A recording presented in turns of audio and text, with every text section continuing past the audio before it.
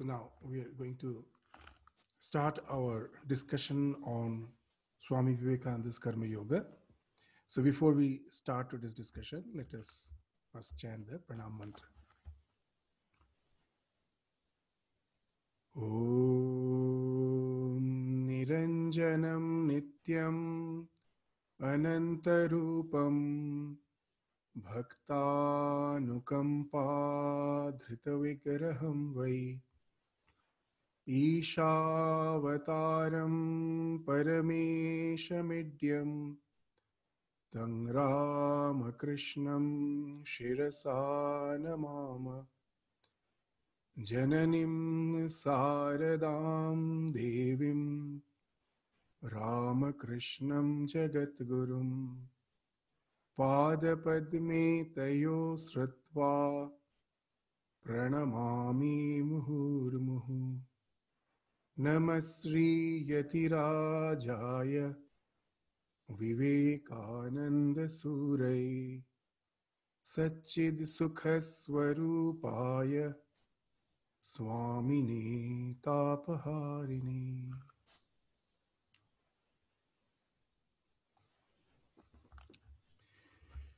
So today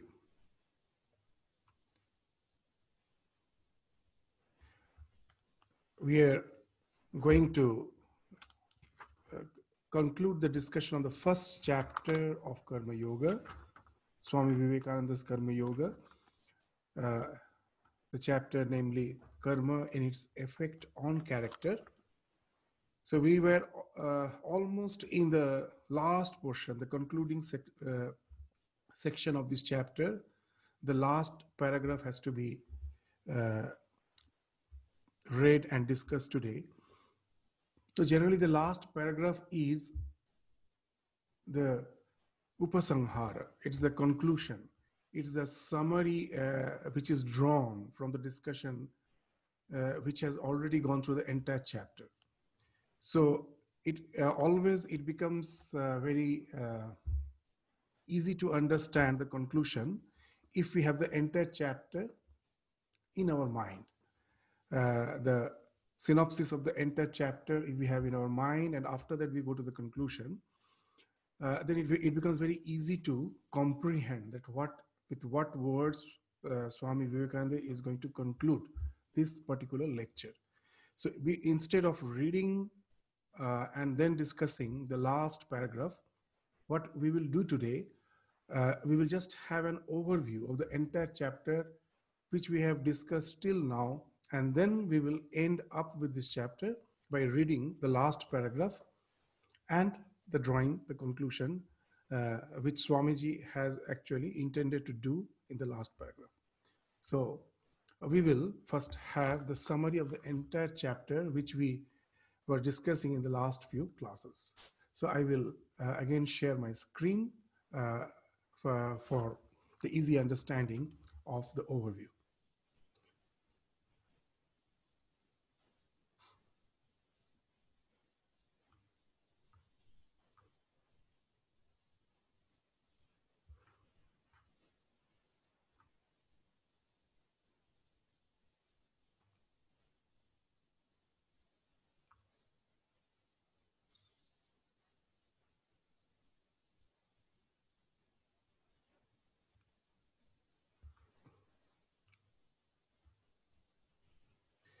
So the karma in its effect on character, this chapter, the summary. So as you all remember, we started with the Swami Vivekananda started with that idea that pleasure is not the goal of humankind, but knowledge. That generally the humankind, as a civilization, we will find that we generally tend to think that after all, pleasure is the goal of our life.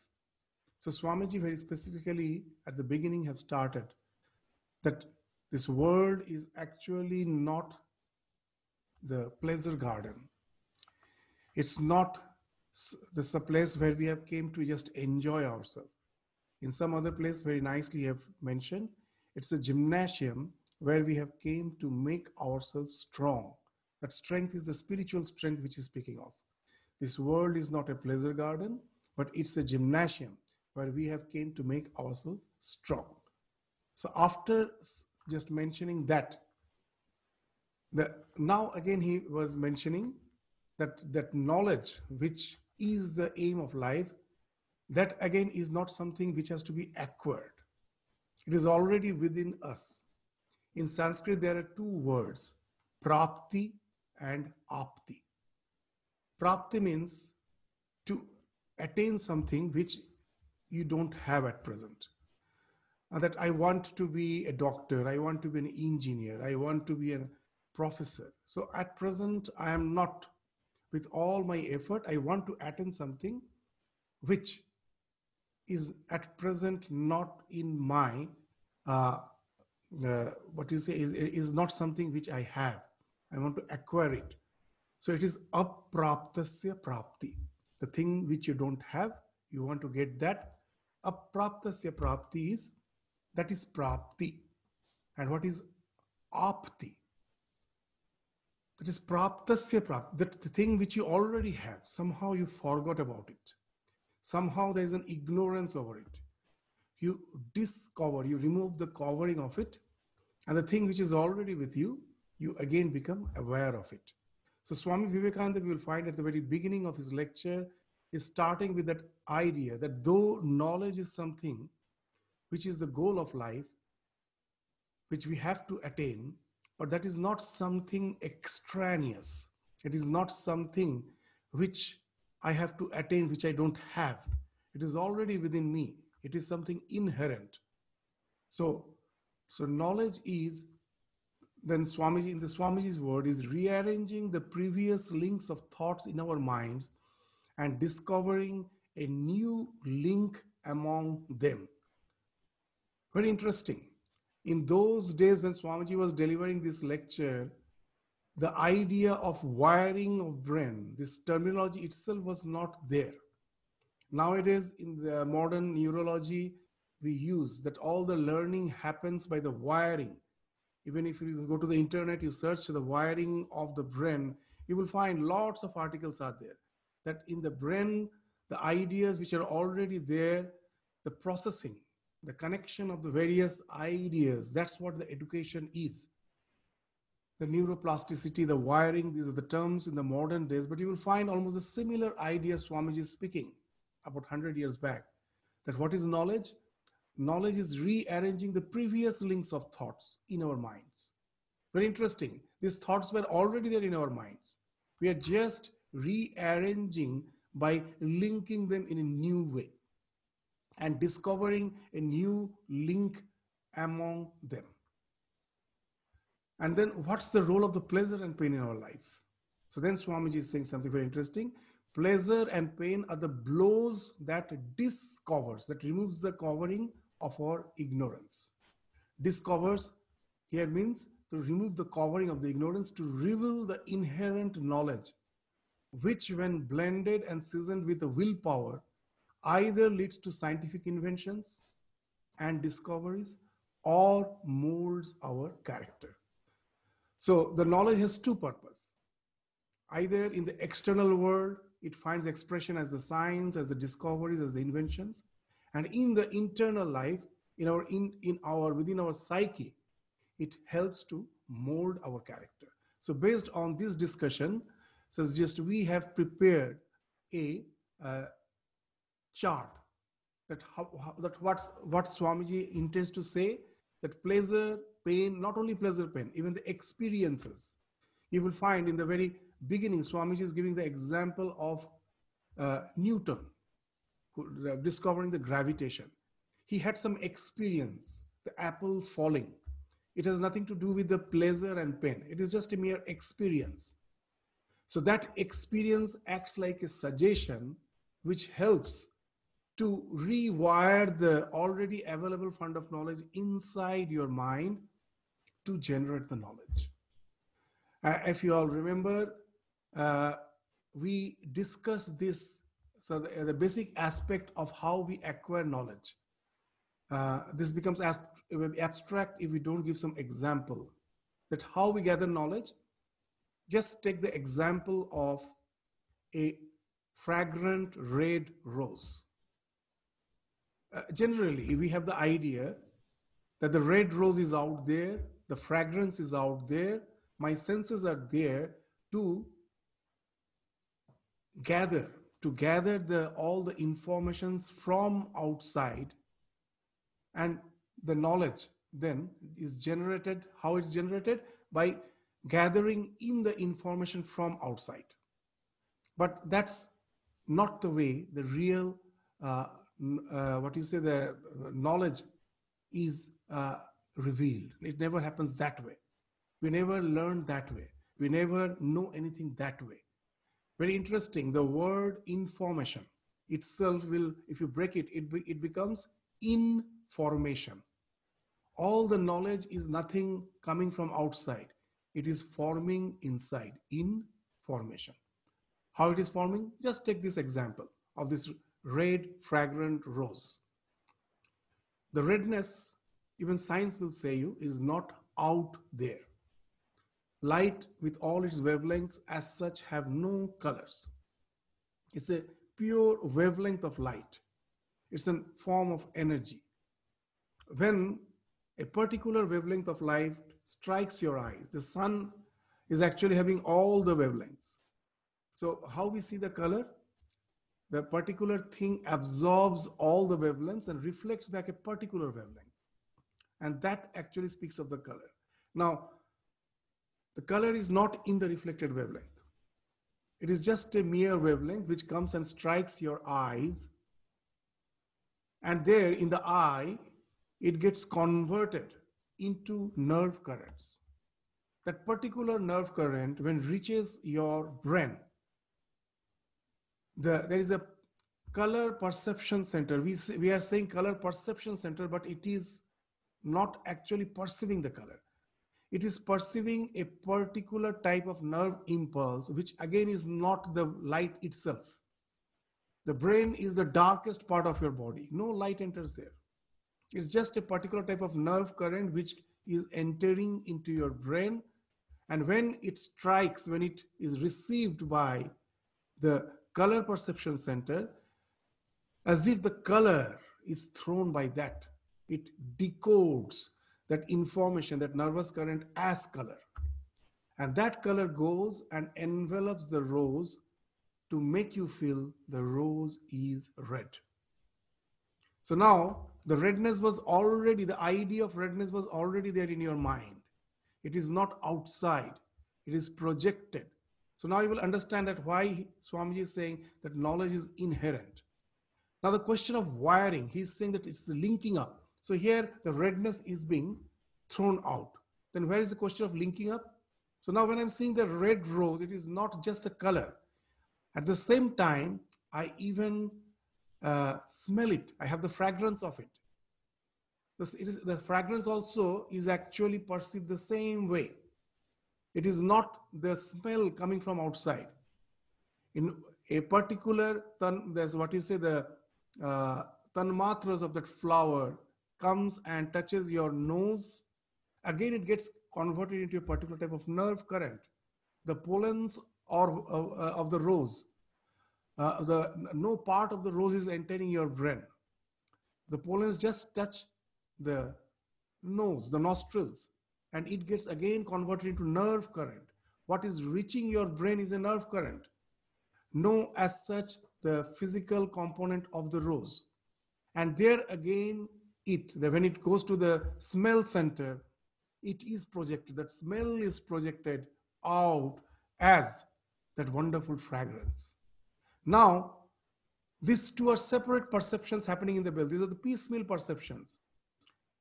We would have never found the external world to be a composite whole unless all those piecemeal perceptions synchronizes, links up, wires up to give us a sense of a whole. So that's the wonderful thing which is happening. The smell is perceived by the perception center or the smell center. I won't say the perception center because it is not actually perceived. It is projected out. It is something which is it is forming within. It is information that way. It is forming within and is projected out. So smell is projected out from one center, the smell center. the light is projected from the another center, and these two are wiring up to give you a sense that the flower is red and is fragrant. The idea of a composite flower with particular color and particular smell is happening inside your brain, inside your mind, because of the linking up. So now you will understand how wonderfully Swamiji is just defining knowledge. Knowledge is rearranging of previous links of thoughts in our minds. The idea of redness was in your mind.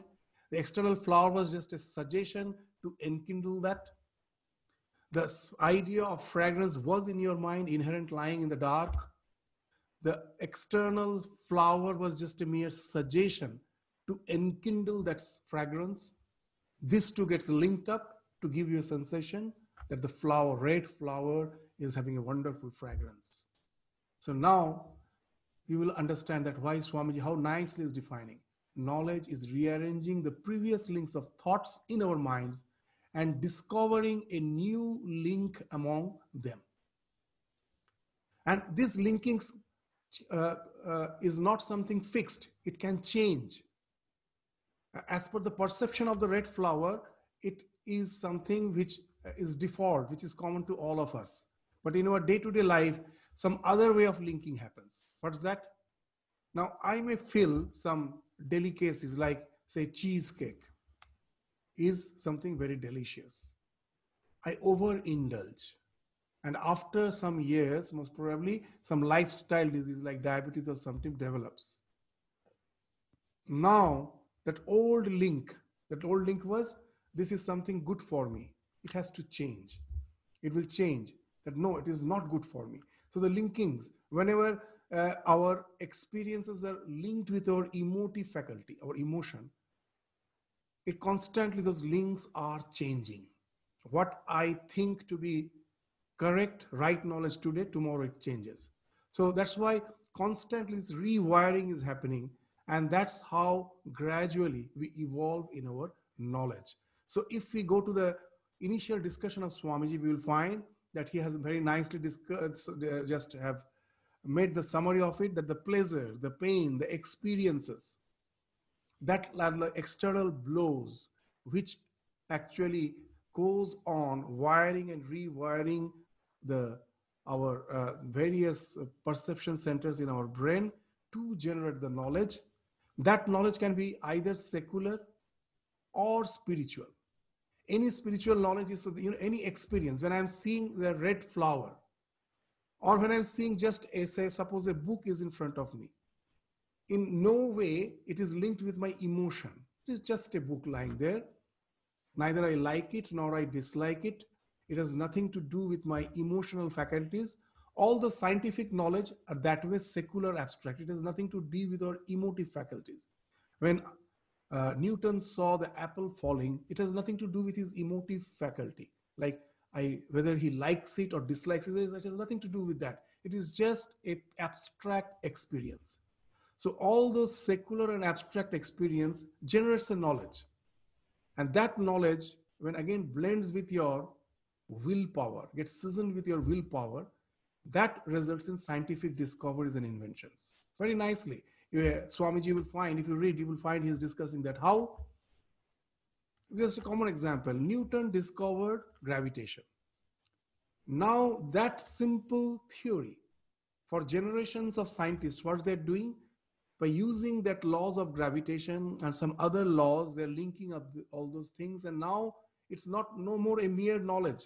They are working on that. They have to use their willpower so that now, with exact precision, you will find it is happening. The NASA scientists are, ejecting a rocket which goes and soft lands on the Mars. Not only that, the land rovers comes out to go on to move on the Mars surface and to send us back all the data which it has collected. So how is it possible? The basic knowledge was the laws of gravitation, upon which with the power of will, we worked on it for generations to lead to the scientific discoveries and inventions. So that is just a secular and abstract knowledge. But there's another knowledge, the spiritual knowledge, which actually has to do with our emotive faculty. A great part of our life is not only related to mere abstract knowledge. The knowledge gets linked with our emotions. And now, there also we will find that gradually the knowledge changes. Here also the linking up happens. And that how it happens, that as we gave that example, that today what I find is good for me, pleasant for me, tomorrow it may turn out that it's actually not good for me. But now a struggle will go on in the mind. It's not that just the mere understanding that it's not good for me is going to help me. I have to use my willpower to season that experience to get it converted into my character. To give a common example, in the same example, that when I liked that particular delicacy, the sweet. After some time, I realized it is not good for me. Though I have intellectually realized it is not good for me, I will find that I have already developed an obsession. My mind is saying it is not good for me, but I will find my impulses are still working to crave for it. And now I have to work on that new knowledge with my willpower, so that gradually there's a transformation in the character, overhauling of your personality. A time will come when spontaneously, without any resistance, you will find that you can get rid of all the cravings for it. Now here also, in a wonderful way, the linking of various thoughts happens. Just to give a common example, the moderns really, our neurology has developed so much. They say, very interesting, the forebrain is the conscious brain. All the conscious decisions, your conscience, your decision making, I am not going to the details, happens in the various parts of your forebrain. And the hindbrain is actually the storehouse of your past experiences. All the impulses, all your tendencies, everything is stored in the hindbrain. Now, when I'm awake, then both the brains are active. The forebrain is also active, the hindbrain is also active. The midbrain is the center of all the pleasures. So we leave out the midbrain just to understand that how that we work on our knowledge to form the character. Just take the example of the forebrain and the hindbrain. Now, when I'm sleeping, a great part of my sleep, you will find that we dream. Whether we remember our dream or not, the fact is we dream every night. And that also a considerable part of our sleep is actually dreaming. And in the dreaming, if you remember, you will find all queer thing happens. What all queer thing happens? All the things which may not be possible in our day-to-day life, which are mere fantasies, that appear to be real in the dream. Now, very interesting why it happens. The dream, all the queer things happen. Now, when you are awake, the forebrain, which is the decision maker, which is there to control over all the impulses in the hindbrain, that is also awake. It is like a classroom where the teacher is there to control the students. The students are sitting. The students have a tendency to be chaotic, to move out from their bench, go to some other bench and just have some chit chat, gossip, make fun. But the moment the teacher enters, all the noise has stopped, all are in their position, the class is fully controlled. So when you're awake, it is like a classroom where the teacher is there, all the students who represents all those various tendencies, they are controlled by that. The moment the teacher leaves, you will find the class has suddenly become extremely noisy. Everyone is moving, chaotic movement is there, lot of noise is there. So what has happened? Now when you are sleeping, the forebrain is no more active. It has got deactivated. But the hindbrain is still active. All those impulses are like those students who tend to be chaotic. And now what happens? What idea links with what? There is no one to control. In the waking state, most probably I have the idea of gold. That is a particular idea. I also have the idea of a mountain, huge mountain. From our center, we can see the Dandenong mountain. But in my dream, I can of course see the Dandenong mountain is made of gold, dazzling. What has happened, as the conscious mind, the teacher is not there to control the students, this all those tendencies in your hindbrain, they're now chaotic. The idea of gold can easily intermingle with the idea of the mountain to give you a sensation of the golden mountain, which is physically not possible. So this is happening. So constant, what's the thing? That all our reason, everything work in the waking state when the forebrain, the decision maker, the one who has where the conscience is there, the viveka is there. It is there to discriminate all our thoughts. Then we act quite rationally. Now, very interesting. Again, we take the example of the class. That previously you will find nowadays in the classroom there are the peer groups. That in a particular table, the teacher previously have decided which all students will be sitting together. And there are various peer groups in the class. Now that was formed by the teacher. After some time, they find that this particular peer group has become a disturbance factor. That instead of giving that attention to the studies, to the discussions in the class, they are chit-chatting, gossiping. And now he feels the peer group has to be changed, that some of the student has to be rearranged. And now the difficulty, the challenge of the teacher is, though he changes, but because of the old habit, they again try to form the peer, as they have already developed the habit of gossiping, develop friendship with particular group. If the teacher is not aware, they tend to again just come together and sit together to again disturb the class. So the teacher has to be very much cautious, aware every day to see that all are sitting as has been designated. So now you will find this relinking, how it forms the character. That previously the peer groups were there, what ideas were linking, the cheesecake is good. So that type of ideas were quite okay. Now I find that it is the cause of my disturbance. So what is happening now? Now that it has been changed, but because of the old tendency that all these subconscious ideas try to link up in the old way.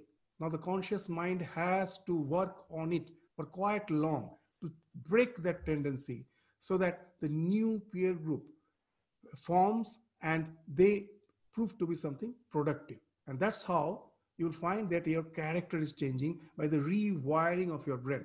In the modern psychology, this is called that our brain is it's plastic. It is a neuroplasticity, they say. That once a path is formed through your brain because of your particular habit, it stays there.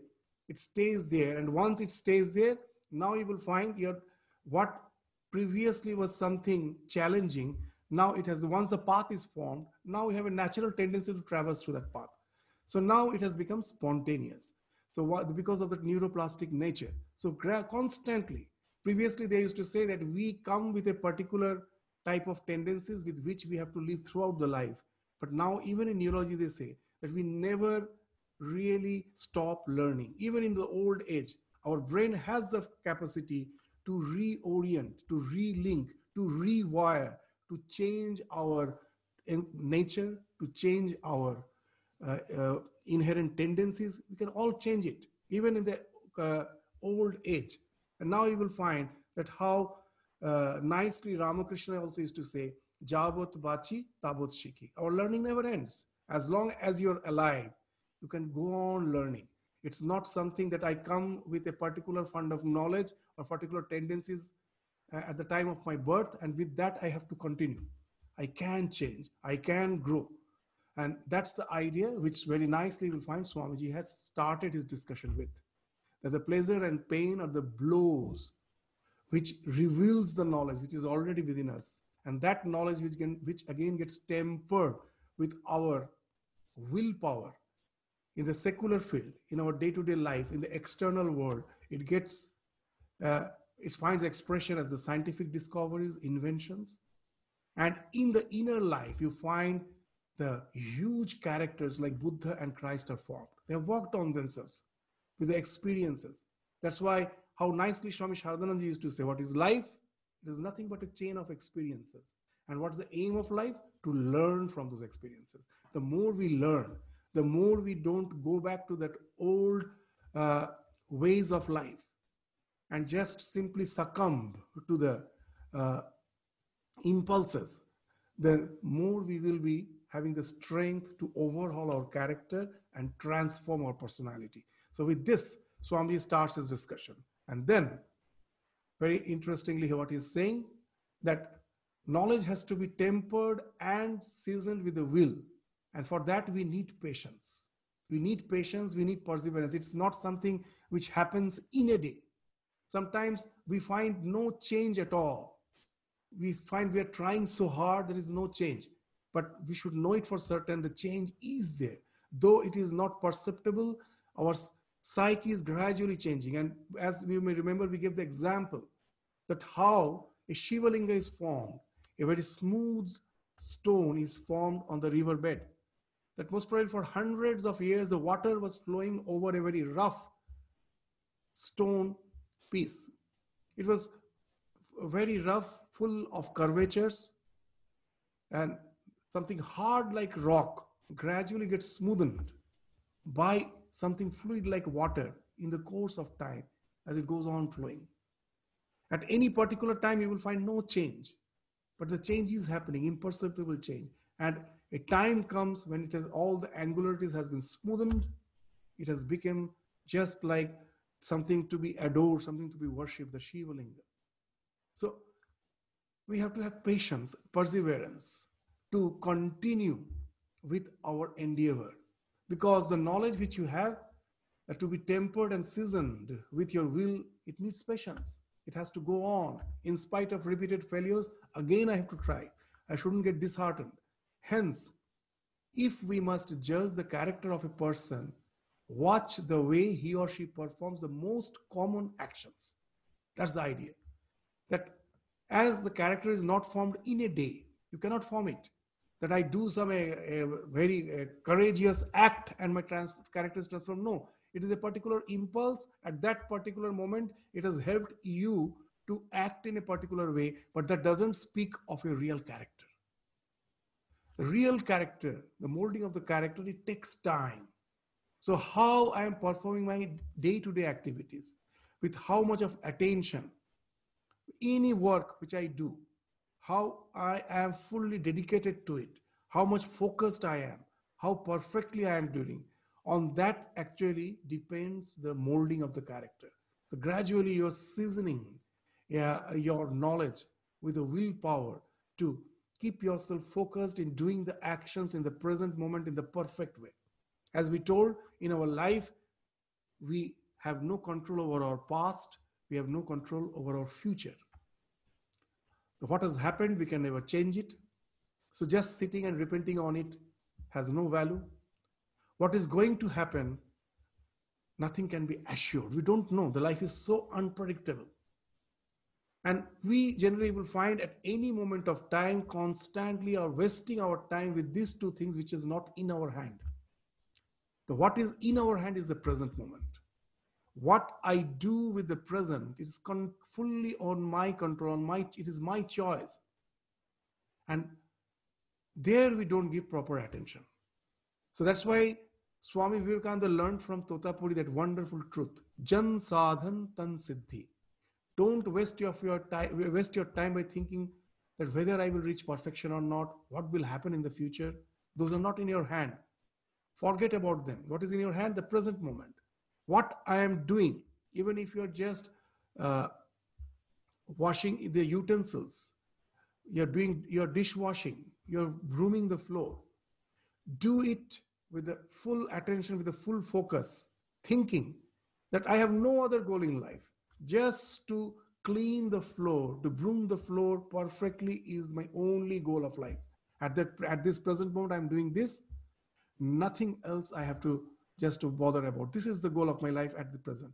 To broom it, to keep it, to make, to just clean it perfectly.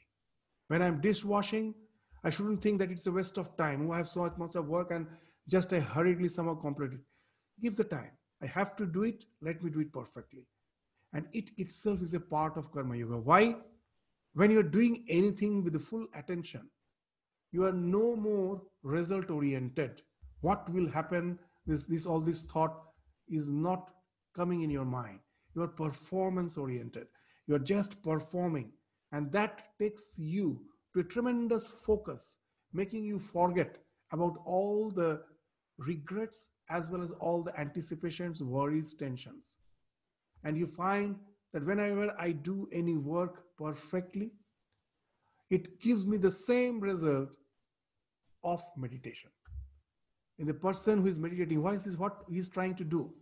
With a constant uh, awareness of the present moment, or by trying to focus on a particular idea, they are trying to get rid of all the worries, of all the tensions, of all the past mishaps. They're trying to get rid of all those noises and try to keep the mind focused in some desired object of meditation. The same thing we can do in our day-to-day action. Our each and everyday action, I need not have to think that when shall I finish my work and have to and gets my time for meditation. Oh, I need to have some time for my spiritual practice. It's of course very beneficial.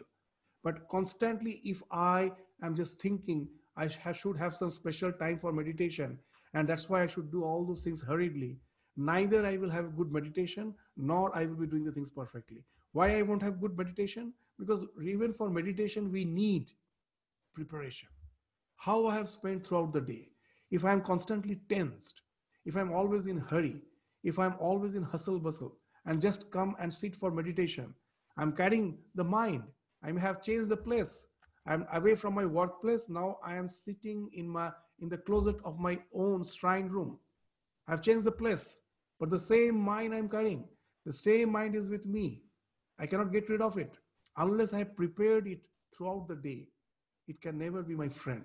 It is going to just revolt, and I will be just thrown out of my meditation seat in a very quiet, in a very short time.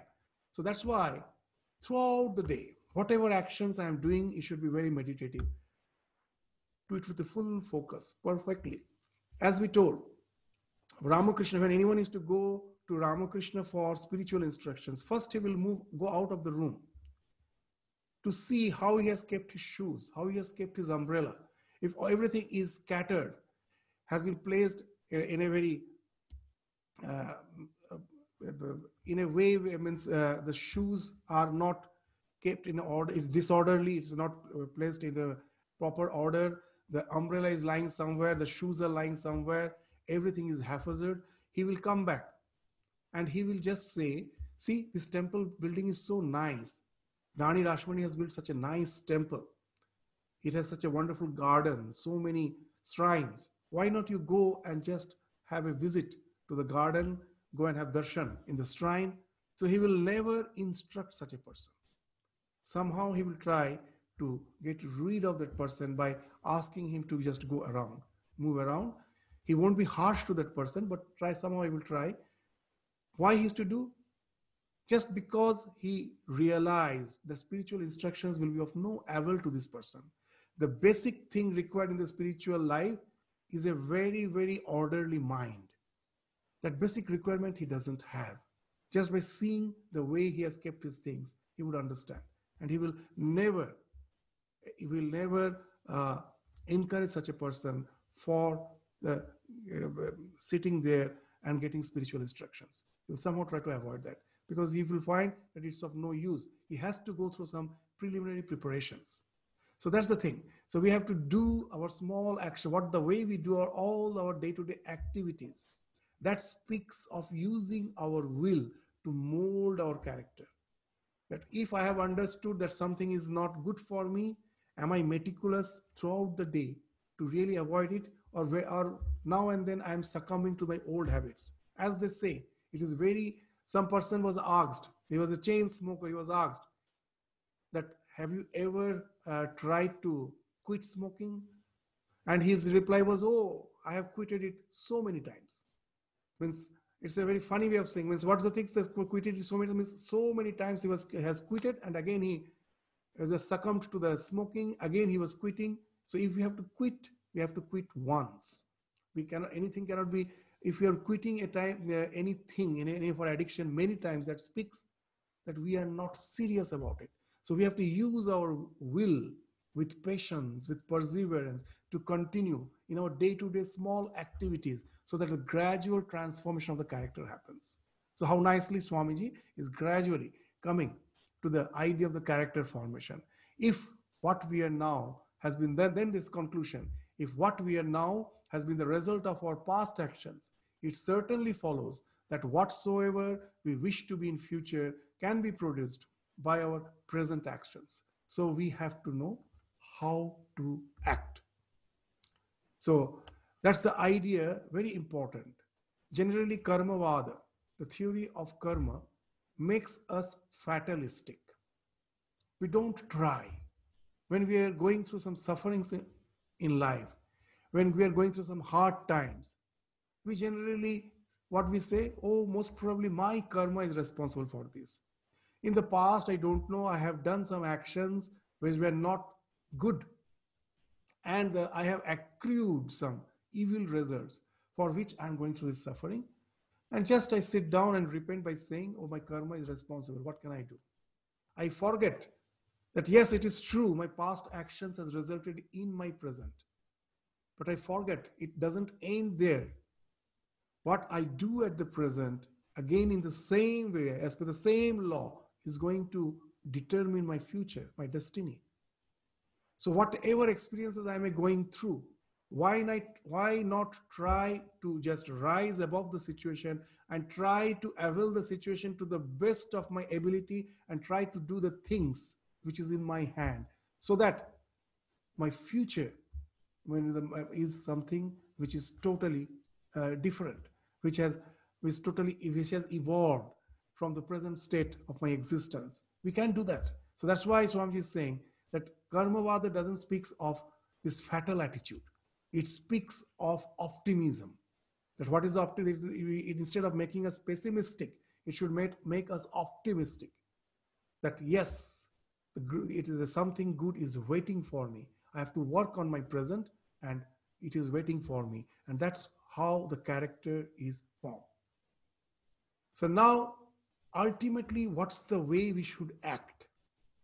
Now, Swamiji first gave the idea that it is by the changed perspective, when we work on it, when we work on the changed perspective, gradually with our will, the character is transformed. But ultimately, what should be our perspective, the final perspective, which can really help us to get rid of all sufferings and to have that unending happiness? Now, it's very interesting. In our life, as per our beliefs, if we ask a person that what's your goal in life, as per our temperament, as per our belief, as per our situation in life, we may speak so many different goals. Someone wants to be doctor, engineer, or some teacher, or even spiritual life. Someone wants to attain heaven. Someone want to go to Vaikuntha, some to Shiva Loka. But is there anything common of all those aims which we have? Yes, there's something common. No one wants suffering. Everyone wants to have eternal bliss. Very nicely in Shankha Yoga philosophy, that has been described. What is that? That after all, with all those varied goals in life, the common thing, the common goal which is running through all those goals is Atyantika Dukkha Nivritti Parama Sukha Prapti. That I want to get rid of all suffering and I want to have some bliss which is not interrupted, which is unceasing, which is Staila Dharavat, just like the flow of the oil. When you pour oil from one container to the other, in our scriptures they say, you will find there is no interruption. It's a continuous flow. Because of the viscosity, it is a continuous flow. So happiness, we want that type of happiness. That without an interruption. In our life, happiness generally is like the falling of a drop of water on a hot cauldron. The time, the fraction of time for which that water drop remains in that cauldron, our happiness is like that. It's so just, it just evaporates so quickly. How? Now, we always crave that our happiness should be something unceasing. Is there a way out? Yes, Karma Yoga speaks of that. That at last, through all the experiences of life, we are bound to uh, agree to the fact that the problem with all our actions, the uh, main defect in our paradigm is man works with various motives.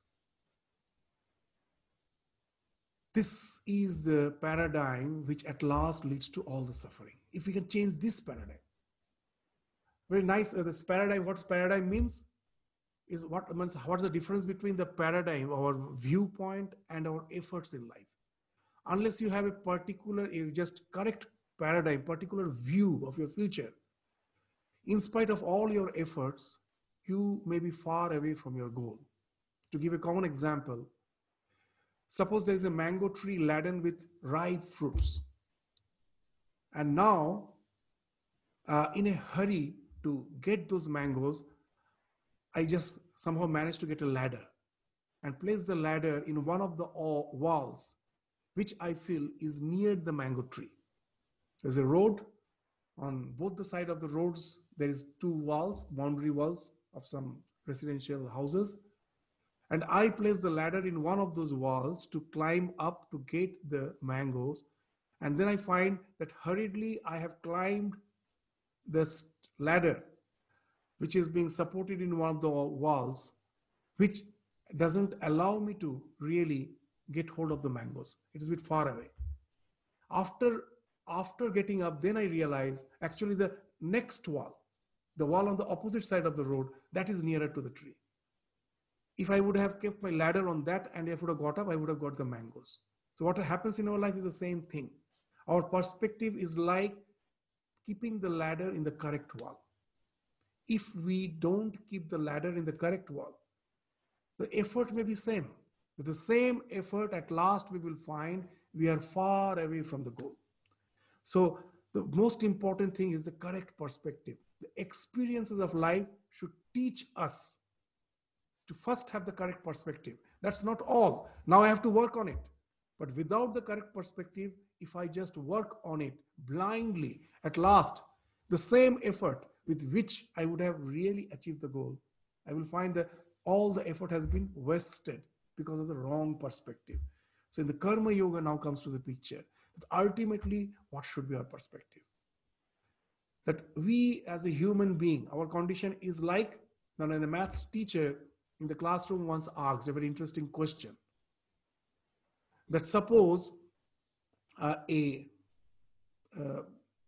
group of lambs, a queue of lamb is walking over a dam, and the river, a narrow river dam is walking over it. And one of the lamb, which was in the front, it got down to the field. So how many? There were 10 lambs walking on the dam, on the top of the dam, and one got down. So how many lambs are there on the dam? That was a simple question. You have to take away 1 from 10, that's 9. So when the teacher asked, some of the students gave the correct answer, it's 9. Now one student, he was apparently not that intelligent. He was the son of a farmer. When the teacher asked him that how many lambs will be there when the one gets down, he told not a single. The teacher thought that he doesn't know mathematics. Yes, in the conventional sense, most probably he doesn't know the mathematics, but he knows the practical thing. Being the son of a farmer, he knows the lambs have a wonderful way. When they are walking in a queue, if the one who is ahead suddenly goes to the left, all will turn left. If one goes to the right, all will turn right. They just follow the one who is preceding them.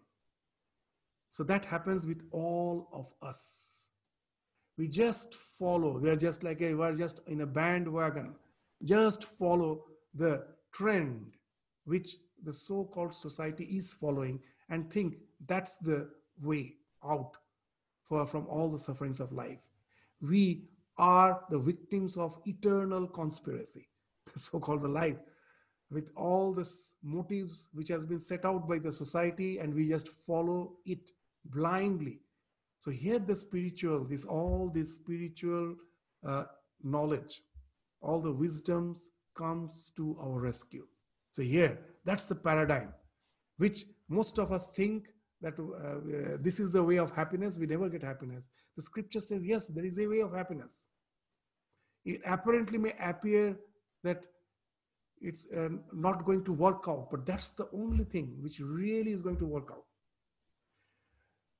We have also experienced, that just to give a common example, in India, whenever we had these public celebrations of this Guru Maharaj's birthday, we have a public celebration, and thousands of people in any of our centers, they will be coming that day to attend the celebration, and then they will have prasadam. Now, to distribute the prasadam to so many people, we need a lot of volunteers. So now in the residential school, we have a lot of students. So we used to somehow try to involve them. Now, when the duty list we prepare, the roster we prepare, and just say that these are the students, generally it's of the senior class, they will have to take part in the distribution of the prasadam. We will find a lot of grumbling. They say, we know it's a very tiring job. So many hours we have to be standing there and just go on, handing over the prasadam to so many people. They're grumbling. But we, the Ramakrishna Mission schools are so disciplined that it's not that what you just feel like we are going to just give a easy go to it. This is the thing which you have to do, So it was something, a strict instruction to them. Yes, you have to be there. Now, we also knew the students, they really, if they continue for long, they're going to get back pain, because in India, you have to bend to serve. So we made it a point. It's just to train them for some time. For the first 1 hour, the students will be involved. After that, we had a lot of volunteers. Actually, the students were not required. Many volunteers were there to do the work, but just to train them, to have this a taste for serving others, we made it a point. You have to do it for the first hour, and then the volunteers will take over. Year after year, we had the same experience. They will be grumbling, they don't want to start, but once they're forced to do it, they just go, they start. After 1 hour, when the volunteers come, they're not willing to go. They've suddenly got the joy. That's the wonderful thing. In life, you will find a very interesting thing, that the thing which you think is going to give you joy, the most of the people think, all the selfishness, that never gives you joy. The thing which you always keep aside, you think it's of no use, all these ideas, but somehow you are made to work on it.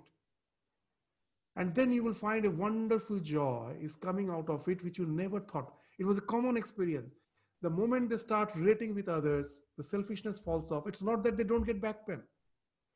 That because they overdo, the next day, they really get body pain. And then we just tell them, why did you have overdone? We have just told you to do it for 1 hour. Now they have no answer, but they have somehow experienced the joy in giving. So that's the thing which the scripture is somehow trying to just bring that idea, make that idea home, just in us. What's that? That however, with regard to karma yoga, the Gita says, what it says, that it is doing work with cleverness and as a science. Yoga, karma, sukaushalam. That's the idea in Bhagavad Gita. By knowing how to work, one can obtain the greatest result. And what's that kaushala? What's that dexterity? What's that cleverness? That don't follow the default mode. That man works with the various motives. Don't follow that. Work for work's sake. Unselfishness is more paying. Only people don't have the patience to practice it. As we told, that when you are working,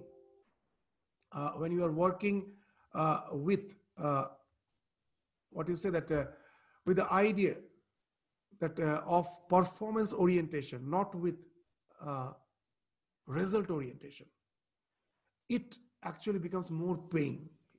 Means even from the worldly standpoint of view. Why? When I am constantly thinking of the result, I can never really give full attention to the work, and the work suffers. It's bound to suffer because your mind is full of concerns. You cannot focus. Now, if you forget about the result, if you are performance oriented, the result is just waiting for you because you are doing something with full focus. and the output will prove that you are an asset, not a liability. And that naturally is going to change your destiny. So don't be result oriented. So unselfishness as such is more pain. Forget about the spiritual side. Even in our day-to-day life, it is more pain than selfishness. That's what Swami is saying. But people don't have the patience to practice it. Now, the next idea which we found that Swami told is very interesting. That we speak of love, truth, and unselfishness, but generally we don't mean it. It has become just a moral figure of speech. But Swamiji told that know it to be the law. It is when the God has created the universe, He has created with the idea that we should all cooperate with each other. That's the idea of yajna in Bhagavad Gita we found. With that, we have to live. If we don't, we break that law, try to break that law, you know it for certain, law is law. It cannot be broken. In our attempt to break laws, we break ourselves. Just like the gravitation is a law. It doesn't depend whether I believe in it or not. If I jump out of a 20-story building thinking, just saying that I don't believe in gravitation, I'm not going to fly. I will fall and break myself and it will be fatal. Similarly, in this life, you may think power, competition, these are the things with which I can excel. Apparently, you may feel those are things with which you are going to excel. But you will find in the long run, in the history, if you go through it, it's no one remembers Caesar. No one remembers Napoleon. It is the Jesus who is adored. It is Buddha who is adored. It is the love, truth, unselfishness. That's the ideal. The one who has sacrificed their life for the others. They're the one who are worshipped.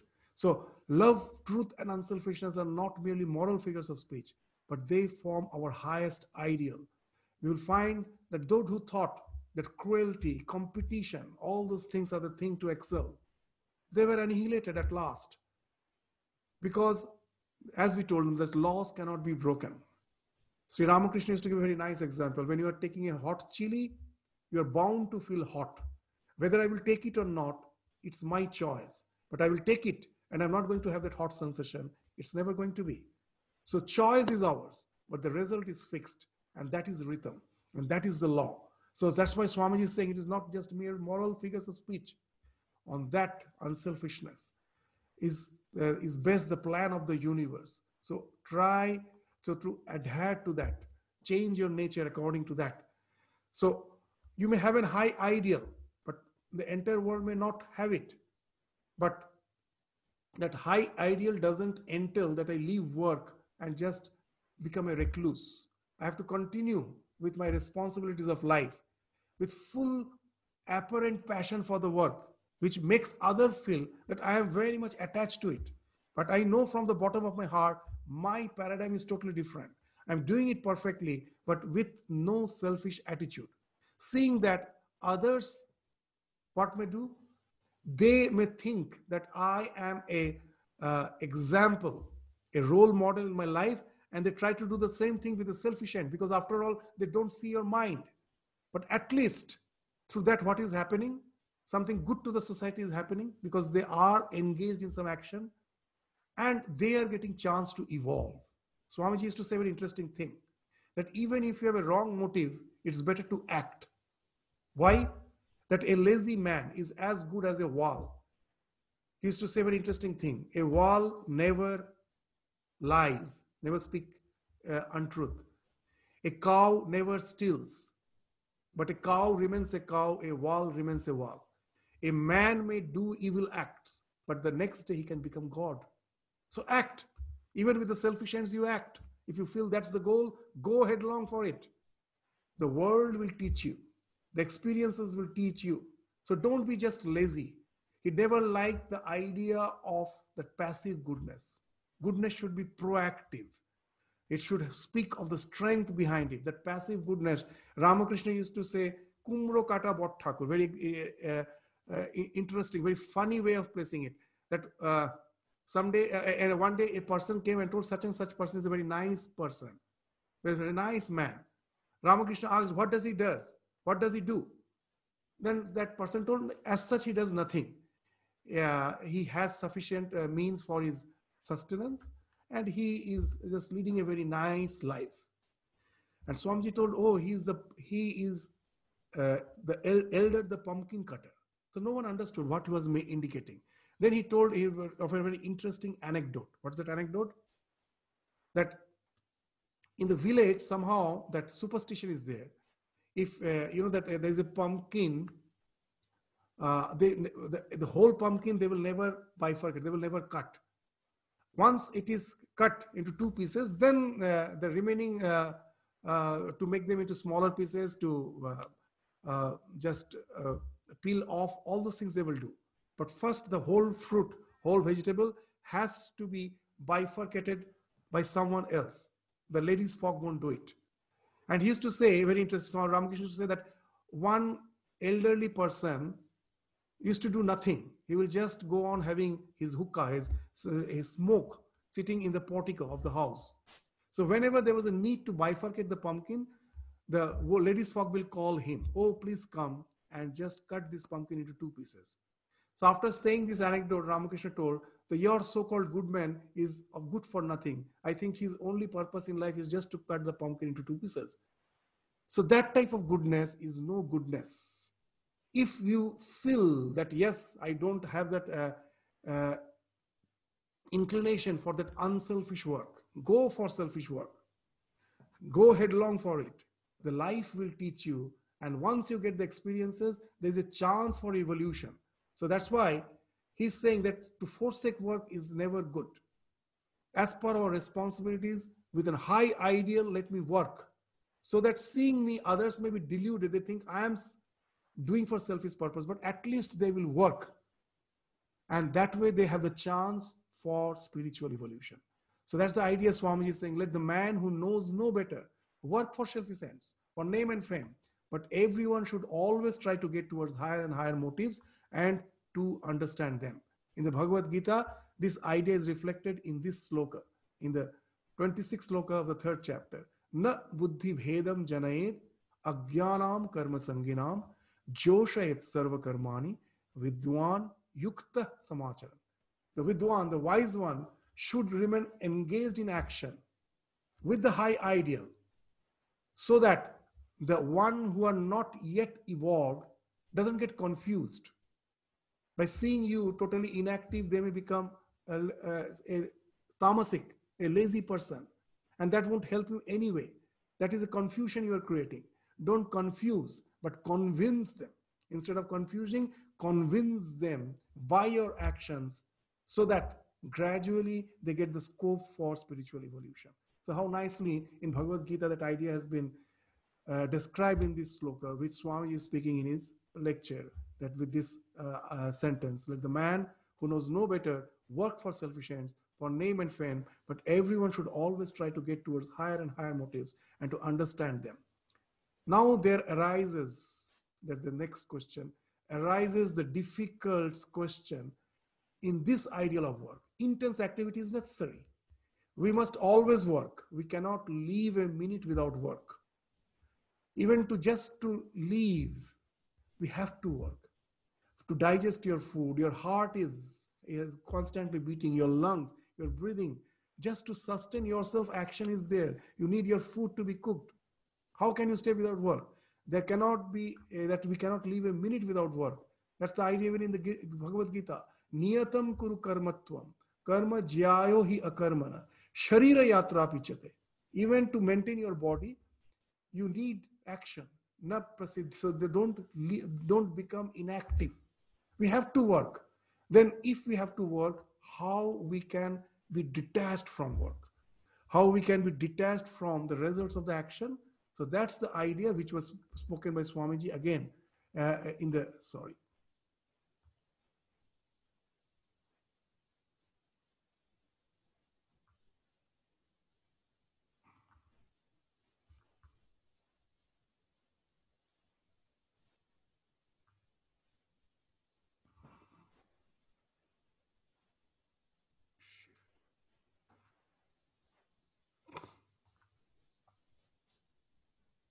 What happened?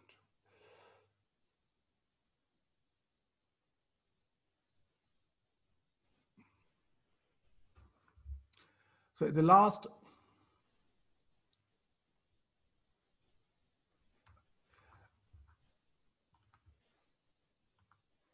so then what becomes of rest? So that's the idea uh, which Swamiji is speaking here.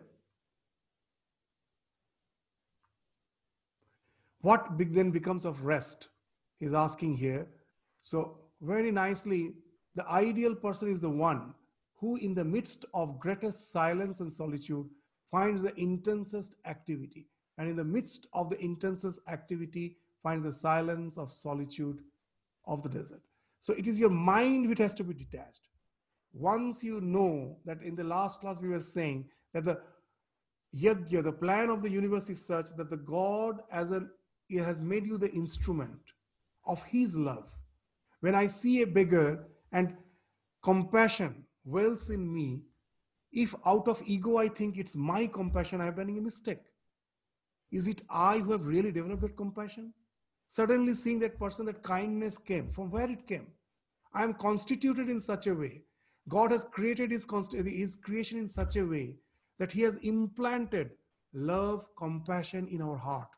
It is already there. It is a plan of the universe through which he is taking care of his creation. It is not my compassion. It is his compassion which is working through me. When the parent feels love for the child, the same way that the parent is just the channel through which that a particular soul in this process of evolution has got chance to come again to this world to work out its destiny. And God, through you has implanted that love in your that parent's heart to take care of his own creation. It is not my child, it is the God's child. I am just the mere instrument, the channel to nurture it, to take care of it. So this is the idea. So with that, you same, the one who thinks it is my child, the way is totally involved in taking care of the child. The same way the other person who has that higher ideal is also taking care of the child. No one is totally aloof from the action. But what has happened? The one who thinks my child, there is a lot of expectations. And then that creates a lot of turmoil, suffering. But for the other, though he is intensely active, his mind can be quiet at placiditude, calmness. Why? Knows. God is taking care of his creation just through me. Everyone has to work out his own destiny. I am just doing my part by trying to help out as much as possible. I'm not bothered about the outcome, the result. I have no expectation. I am just doing my part. Like a gardener, I have this, the plant has the inherent capacity to grow. I just watered the plant. I just nourish, just give it a little fertilizer. But I cannot make a stone grow into plant by watering it. I need a seed. That seed is the God's plan of the universe. He has taken care of his universe by giving that inherent life in it. I'm just nurturing it. So the same action, here you will find there's an eternal rest, a detachment. But in the sense that I'm the instrument, a sense of detachment comes, though I'm totally involved in that, what is intensest of the activity. So that's the idea in the Bhagavad Gita slok, which Swamiji says is the idea of Karma Yoga. Karmani akarmaya pashyat. Akarmani cha karmaya. There's those who see action in inaction, and action in inaction, inaction in action, and action in inaction. So what is that action in inaction? That's in inaction. The tremendous action is that I am constantly aware of the divine plan in my action. So, and that way I'm detached. So there is a type of calmness in my action. And even when I'm sitting quietly, when my actions have been taken care of, I'm sitting quietly, I'm extremely active, because in my mind, I know that whether I'm working or not, I'm just a mere instrument of the divine. Whatever is happening through me is just the God's work. The internal contemplation is still going on. So such a person is the yukta, is the one who is accomplished in action, Krishna Karmakit. So he is the real clever person, Sabuddhiman Manushesho. He or she has learned the art of living.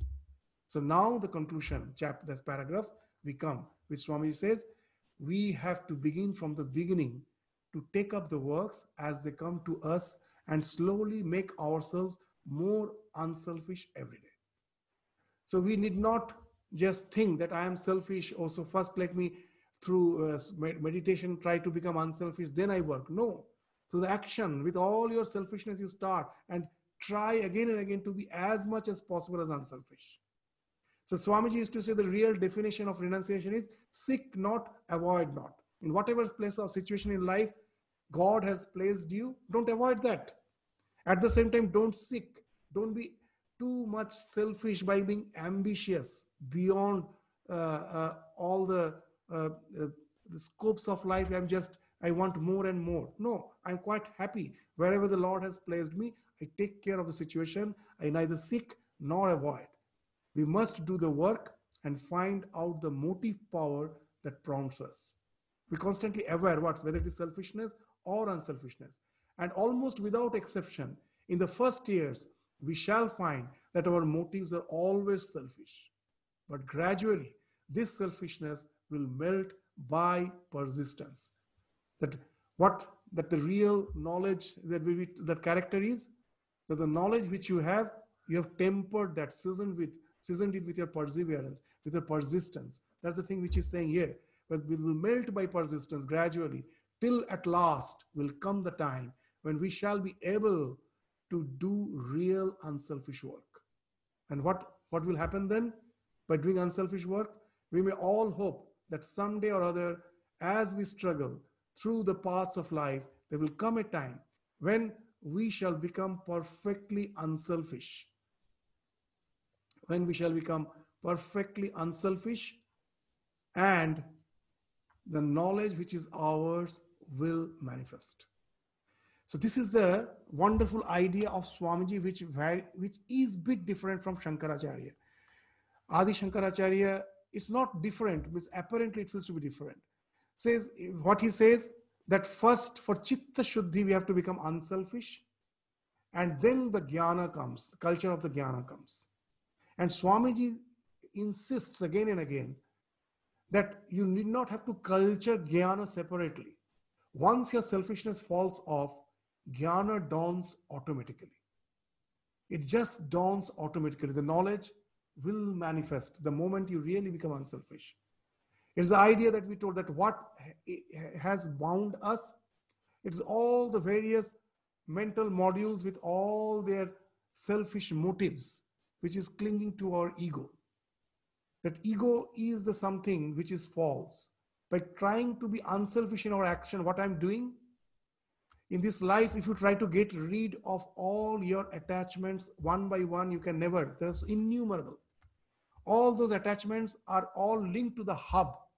That hub is the idea of ego, that I am this limited body-mind complex. With that, it is linked. Now, if I can get rid of the hub, the entire wheel falls at a time.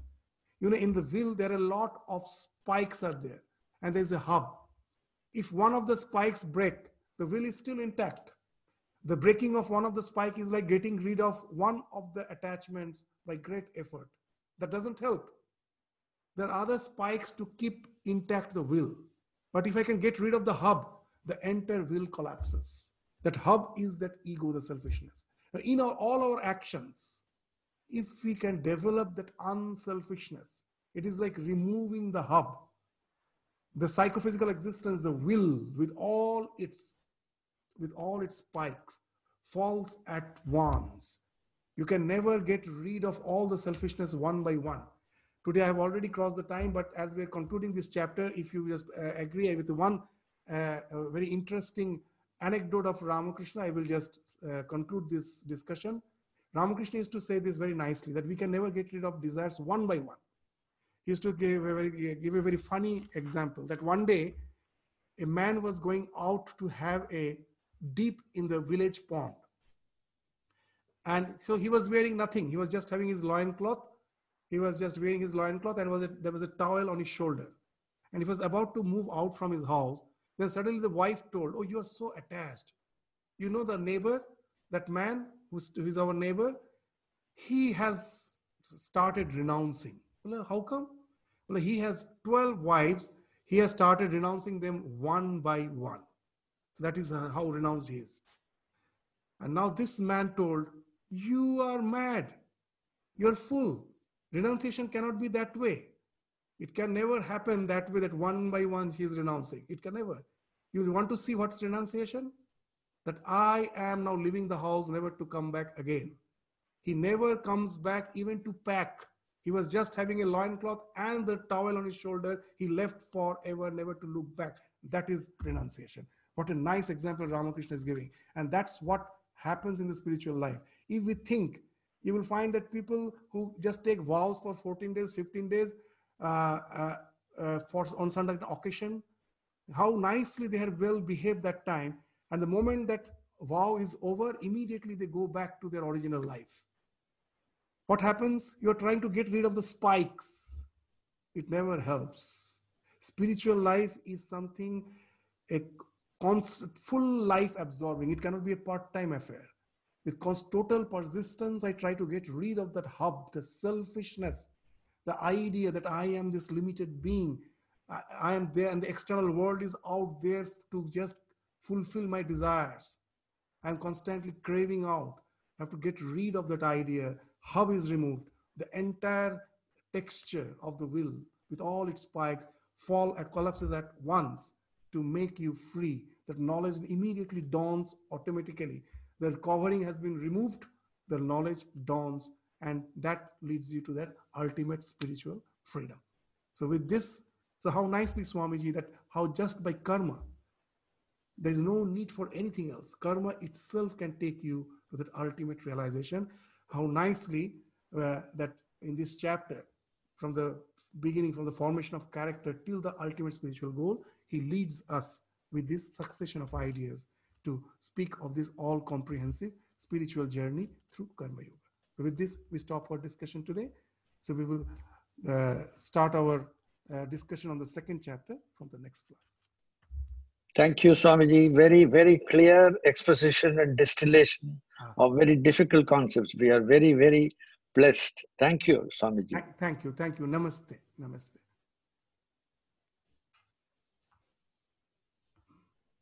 Namaskar, Swamiji. Namaskar. Namaskar.